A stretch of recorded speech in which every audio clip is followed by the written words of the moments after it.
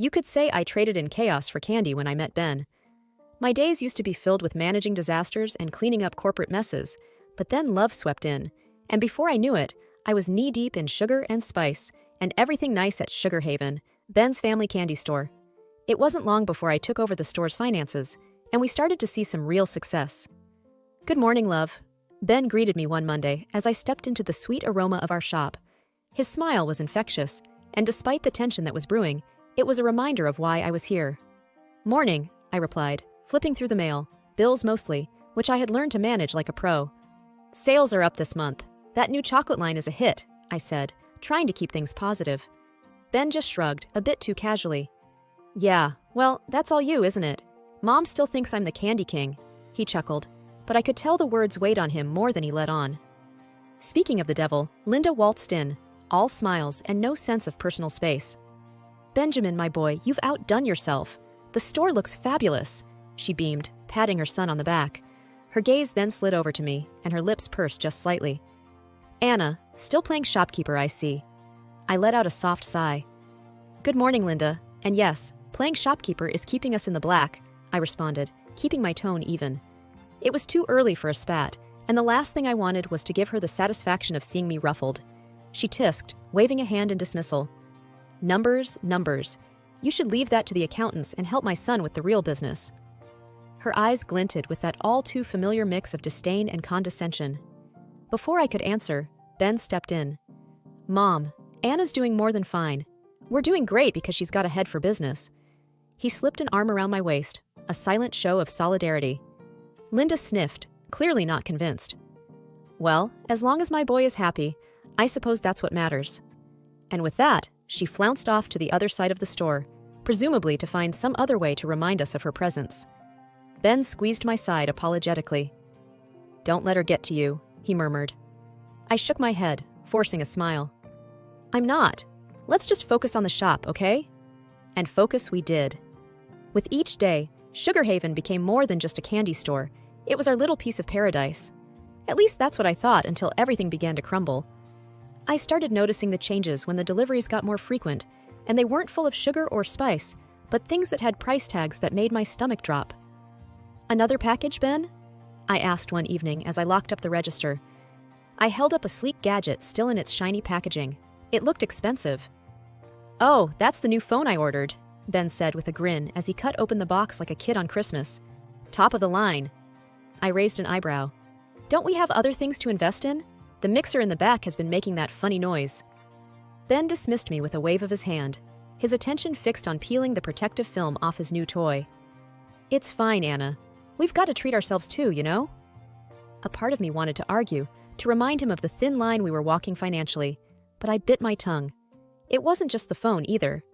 Linda had taken to showing off new outfits every other week, parading through Sugar Haven like it was her personal runway. "Anna, look at this dress, isn't it just darling?" Linda twirled in a floral number that had to cost more than we made in a day. "It's nice," I said, keeping my voice neutral. "But aren't we supposed to be saving up to fix the sign out front?" Linda scoffed, patting her son's cheek. "Nonsense! The store is doing wonderfully. Benjamin, tell her." Ben, who had been half listening, nodded along. "Yeah, we're doing great, Anna. Don't worry so much." That was the problem, though. I did worry. I worried every time I looked at our books and saw the numbers that didn't add up. Doing great wasn't the term I would use when every profit we made was being swallowed by personal purchases. "Look, I'm just saying we should be careful." I tried again later that week as we sat down to look at our finances. "Maybe we can set a budget for personal expenses?" Ben looked at me like I'd suggested we sell the store and become circus performers. "A budget? Come on, Anna, we're not that bad, and it's not like you to be stingy." It stung, that word, stingy. I wasn't being stingy. I was being sensible. "It's not about being stingy, Ben. It's about being smart. We have to think about the future of Sugar Haven." He didn't seem to hear me, though, already scrolling through a website for another purchase. "You worry too much," he said, half distracted. "It'll all work out." Things took a turn when Linda decided to bring in some extra help.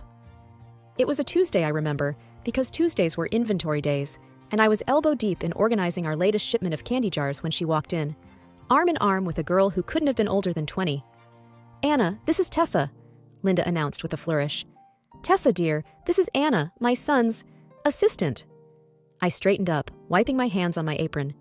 Nice to meet you, Tessa, but I'm actually the co-manager here. Tessa offered a smile that didn't quite reach her eyes. I've heard a lot about you. I'm really excited to be part of the team. I glanced at Linda, whose smug look was enough to tell me she hadn't consulted Ben about this new development. What exactly will Tessa be assisting with? I asked, trying to keep my tone friendly. Oh, she's going to be helping out with the business side of things. You can only do so much, after all, Linda said, with a dismissive glance at my inventory list. I nodded, still a bit confused. All right, well, we have a system here, so I'll have to bring her up to speed. It didn't take long for me to see that Tessa's version of helping out was more about hovering and less about doing actual work. And when I saw the salary Ben's mother had set for her, I nearly choked. Ben, can we talk? I cornered him later that day in the office. Sure, what's up? He asked, not looking up from his computer. It's about Tessa. Her salary it's more than what we can afford for the role she's in. Ben finally looked up, his brow furrowing. Mom said it was fine. She thinks Tessa's going to bring a lot to the table.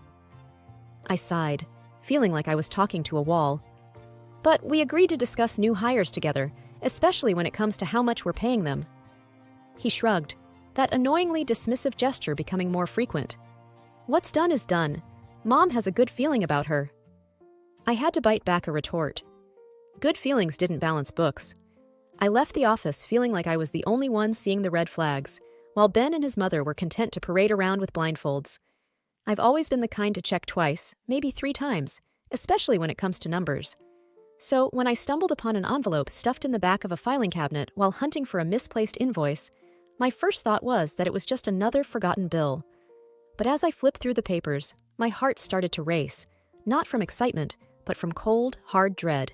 It was a loan document, with Sugar Haven listed as collateral, and the amount was far more than what would ever be considered reasonable for our modest shop. Ben, I said, walking into his cluttered office, papers in hand. What is this? He glanced up, and I saw his eyes flicker, the first sign of guilt I'd seen in him in months. Oh, it's nothing. Just a small loan I took out to cover, store improvements. Store improvements? I echoed, incredulous. This amount could renovate the store 5 times over. What did you really use it for? There was a pause, long enough for the truth to wedge itself between us. Okay, look, he started, and I could tell he was choosing his words carefully. I might have used some of it for the house, the one I've been working on, for us. For us? I repeated, my voice sharp with disbelief. Or for your gadgets and whatever else you've been blowing money on. He stood up then, his chair scraping back with a sound that felt like a gavel on my patience. It's not like that, Anna. You don't understand. This is all going to pay off in the end. I shook my head. No, Ben. Taking out a loan against the store without telling me, that's what I don't understand. How could you be so reckless? Before he could answer, Linda bustled in, her nose wrinkling as she saw the papers in my hand. What's all this about? She demanded. Ben tried to explain, but I cut him off, thrusting the loan papers at her. Did you know about this? She barely glanced at the documents before waving them off. Of course I did. Ben's just doing what's necessary for our future. And who are you to question him? You're just the help, after all. The words stung, but more than that, they fueled a fire in me. Just the help? I said, my voice low but firm. I've been keeping this store afloat while you two have been treating it like your personal bank account. Ben's face had gone pale, and Linda looked like she was about to spit fire. You ungrateful little... No, I interrupted, my calm surprising even myself. What's ungrateful is not recognizing the hard work someone's been putting into this business. What's foolish is risking everything for a house that we don't even need. I waited for them to say something, to defend themselves, but all they did was stare at me, caught in the act. I left the room then, the documents clutched in my hand like a verdict yet to be delivered. The kitchen table was never really meant for business meetings, but that day, it was surrounded by the most solemn faces, as if we were about to discuss matters of state instead of the confectionery. Ben cleared his throat, his eyes not quite meeting mine. We need to talk about the store's future.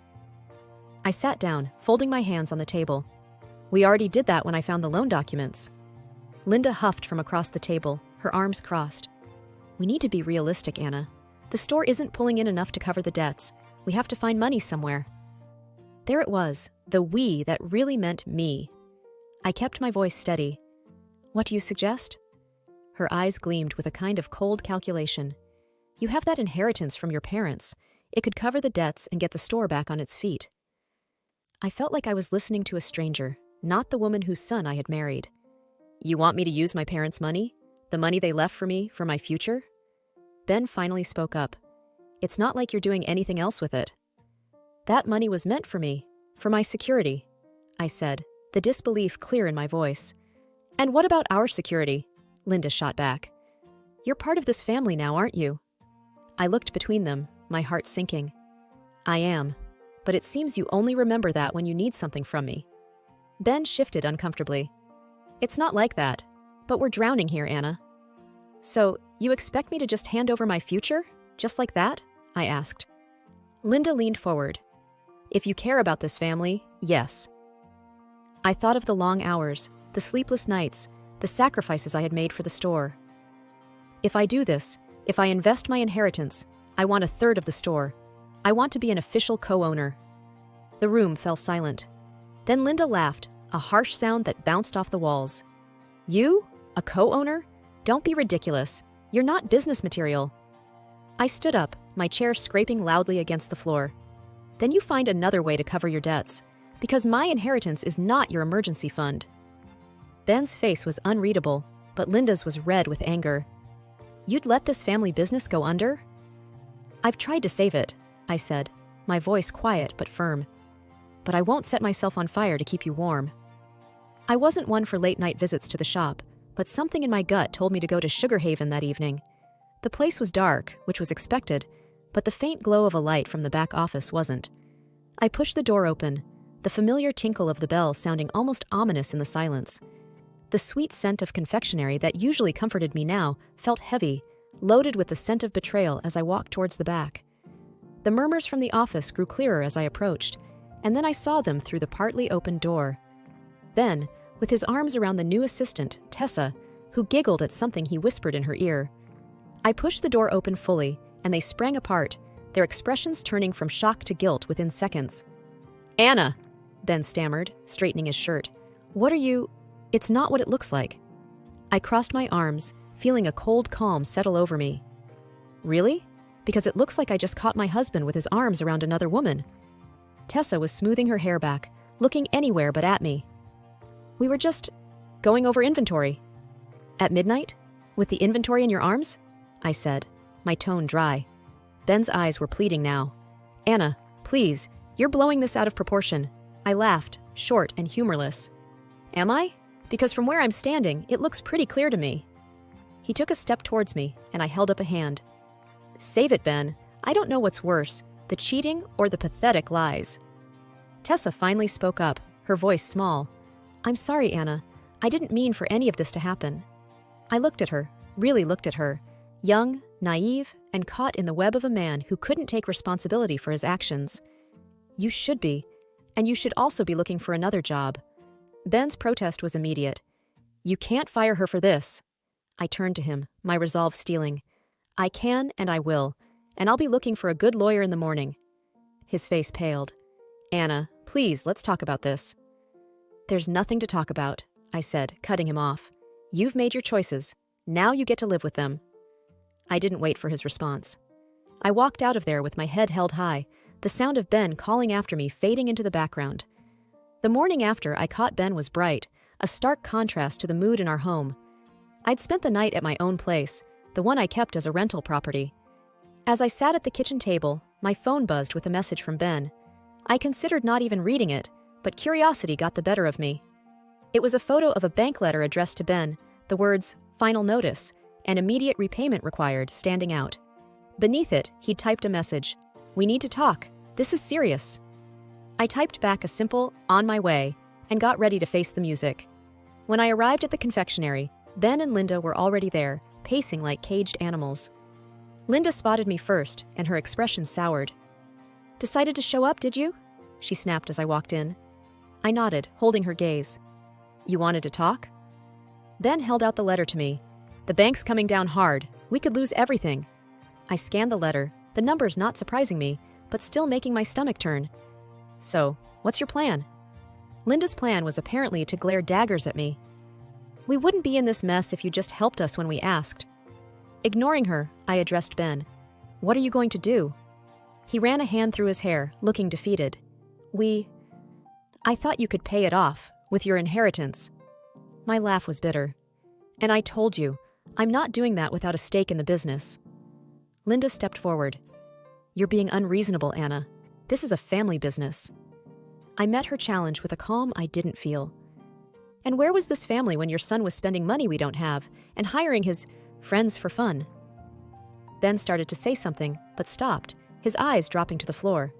You don't get to play the family card only when it suits you, I continued.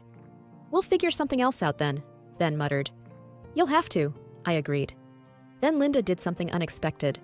She smiled, but it wasn't pleasant. Fine, but if you're not going to help, then you're out.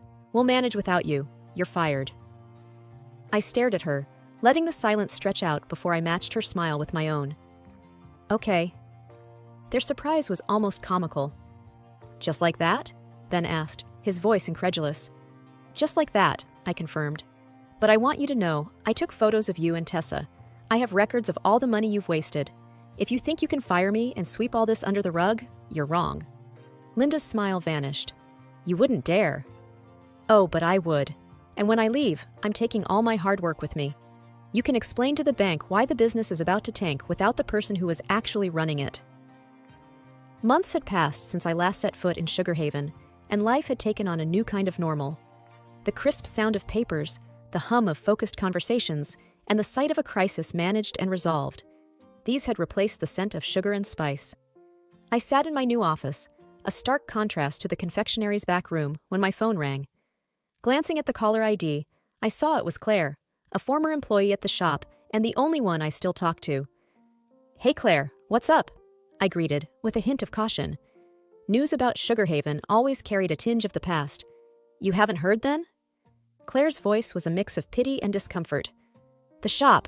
They closed down last week. The bank foreclosed on them, and the house too. I leaned back in my chair, a weight lifting off my shoulders that I hadn't realized was there. I see. And Ben and his mother? There was a pause. They're not doing great. Rumor has it they've moved in with his aunt. No one's seen them much. I sighed, not quite sure how to feel. Thanks for letting me know, Claire. She hesitated before adding, Anna, everyone knows you were the heart of that place. It was never the same after you left. A small, sad smile touched my lips. I appreciate you saying that. How about you? Found a new job yet? Yeah, I'm working at a bakery downtown. It's not Sugar Haven, but it's a start. That's great to hear. You always had a talent for baking. I'm sure you'll do well there. We chatted for a few more minutes before saying goodbye. I hung up and looked out the window at the bustling street below.